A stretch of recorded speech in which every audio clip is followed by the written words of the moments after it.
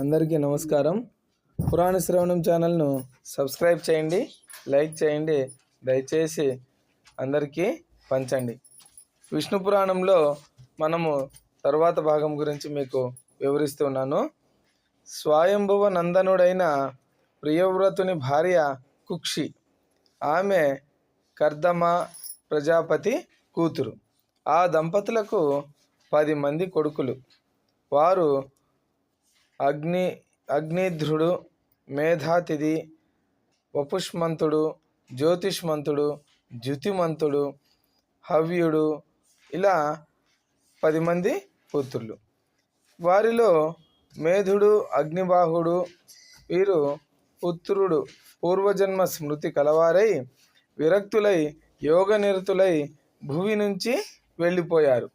మిగిలిన 7 కుమారులలో అగ్నిధ్రునకు జంబూద్వీపం, మేధాతిథికి ఫ్లక్షద్వీపం, వపుష్మంతునకు శాల్మలి, జ్యోతిష్మంతునకు కుశద్వీపం, ఇలా ఒక్కొక్కరికి ఒక్కొక్క రకమైన ద్వీపాలను ఇచ్చి రాజ్యాభిషక్తులను చేశాడు. వారు ఇంద్రమిత్రులై సప్తద్వీపాలను ఎదురులేని పరాక్రమముతో ధర్మ మార్గాన పాలించారు. జంబూద్వీపాధిపతి అయిన అగ్నిధ్రునకు 9 మంది కొడుకులు. నాభి, కింపురుషుడు, హరివర్షుడు, ఇలా వారి పేర్లు ఉన్నాయి. ఆ తండ్రి జంబూద్వీపమును 9 భాగాలుగా చేసి వారిని రాజులుగా చేశాడు. తరువాత ఈ అగ్నిధ్రుడు సాలగ్రామ తీర్థానికి పోయి తపస్వి అయ్యాడు. అంటే తపస్సు చేసుకుంటూ ఉన్నాడు. ఆ కొడుకులు పాలించే పేర్లతో వర్ష సంజ్ఞలు కలవయ్యాయి. నాభి హిమగిరికి దక్షిణ భాగముగా ఉన్నటువంటి భూమికి అధిపతి అయ్యాడు. అతని కొడుకు వృషభుడు. అతనికి 9 కుమారులు. వృషభునికి 9 కొడుకులు. వాళ్ళలో పెద్దవాడు భరతుడు. ఆ భరతుడు భూపతి అయి శత్రుభంజనుడు, ప్రజారంజనుడై భూమిని పాలించి ఇంద్రునకు ప్రేమాస్పదుడై యజ్ఞాలు సుర నర ప్రీతిగా చేసి పూర్వుల కీర్తికి మిన్నగా కీర్తినార్జించాడు. అది ముఖ్యంగా సుపుత్రులు చేయాల్సిన పని. అది తండ్రి యొక్క కీర్తిని మరింత పెంచేవారుగా ఉండాలి, కానీ వారి యొక్క ఖ్యాతిని మనము తగ్గించకూడదు. అదే చూడండి, మన ధర్మంలో కూడా అదే చెబుతూ ఉంది. సుపుత్రుడైనటువంటి వాడు ఎలా ఉండాలంటే తండ్రి యొక్క అలాగా తండ్రి యొక్క ఖ్యాతిని మరింత పెంపొందించే వాళ్ళుగా మనము జీవించాలి. వాని పేరుతో నాభివర్షం భరతఖండముగా ప్రసిద్ధమైంది. అతని తండ్రి భూభారమంతా కొడుకుపై ఉంచి తపశ్చర్యకై పులహాశ్రమానికి వెళ్ళిపోయాడు. భరతుడు చిరకాలం రాజ్యం పాలించి కొడుకుని సుమతిని పట్టాభిషిక్తుని చేసి సాలగ్రామ క్షేత్రానికి వెళ్ళాడు.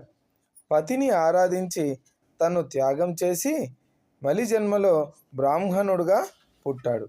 భరతనందనుడైన సుమతికి కలిగిన సుతుడు ఇంద్రద్యుమ్నుడు. అలాగా భరతవంశం అంతా కూడా విస్తరించింది అని పరాశరుడు చెప్పగా విని మైత్రేయుడు, సరే ఇక భూమండల వైశాల్యము, సప్తద్వీప చరిత్ర, నదీసాగర పర్వత విస్తార విషయము, సురాసుర గంధర్వ సగర వృత్తాంతం వినాలని ఉన్నది, చెప్పవలసినదని అనగా ఆచార్యుడు శిష్యుడికి చెప్పాడు. శిష్య, నీవడిగిన విషయము సమగ్రంగా చెప్పడం చాలా కాలం అవుతుంది. అలా చెప్పడం అసాధ్యం. సంగ్రహించి చెప్తాను విను అని చెప్తూ ఉన్నాడు. 7 ద్వీపాలకు చుట్టూ లవణ, ఇక్షు, సుర, సర్పి, దది, జల సముద్రాలు ఉంటాయి. అవి ఒకదానికొకటి 2 విస్తీర్ణములు. ఈ ద్వీపాలకు నడుమ ఉన్నది జంబూద్వీపం. దాని మధ్యనున్నది మేరు పర్వతం. అది యక్ష, కిన్నెర, గంధర్వ, తాపస దేవతల నివాసముగా చెప్పదగినది. దానికి దక్షిణముగా హిమగిరి, హేమకూటము, నిషధ పర్వతము తూర్పు పడమర దిక్కులకు వ్యాపించి సమున్నతములై ఉన్నాయి. నీలాచలము, వెండికొండ మేరు పర్వతానికి చెప్పవలసిన శిఖరాలు. ఒక్కో పర్వతము 2000 యోజనాల విస్తీర్ణం ఉంది. ఔన్నత్యం కలవై దక్షిణోత్తర భాగాలలో ఉంటాయి. మేరు పర్వతానికి దక్షిణమున భరత కింపురుష హరివర్షములు. ఇలా దిక్కులన్నింటినీ కూడా ఒక్కొక్క వైపు మేరు పర్వతముకు చుట్టుపక్కల ఉండే దిక్కులన్నింటినీ కూడా చెప్పాడు. తరువాత ఈ మేరుగిరికి తూర్పున మందరగిరి, దక్షిణాన గంధమాదనము ఉన్నాయి. దాని శిఖరమునందు రావి, నేరేడు, కడిమి, మర్రి చెట్లు జెండాల్లాగా దుబ్బుగా ఎత్తుగా పెరిగి ఉంటాయి. జంబూ వృక్షం పేరుతో ఆ ద్వీపానికి జంబూద్వీపం అనే పేరు ప్రసిద్ధమైంది. దాని ఫలాలు ఏనుగంత లేసి ఉంటాయి. ఆ పళ్ళు హేమకూటాచలం సానువులలో పడి చిదిగి రసం పారుతూ ఉంటుంది. అది మేరుగిరి చెట్టు కమ్మి ఉంటుంది. ఆ ప్రవాహం జాంబూనదమని పేరు పొందింది. ఆ ఫలరసము త్రాగుతూ అక్కడ ఉండేవారికి ఎటువంటి రోగాలు రావు.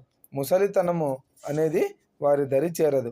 దేవతలకు సాటిగా సుఖజీవనము అవుతారు. ఇంకా విశేషం ఏంటంటే ఆ ఫలరసం తాగిన మన్ను బంగారం అవుతుంది.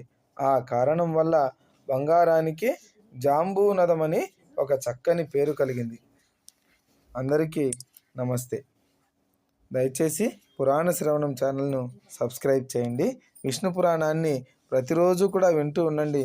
ఈ మాఘమాసంలో అత్యంత ప్రాశస్త్యం కలిగినటువంటిది ఈ విష్ణు పురాణం. దయచేసి ఈ విష్ణు పురాణాన్ని వింటారని ఆశిస్తున్నాను.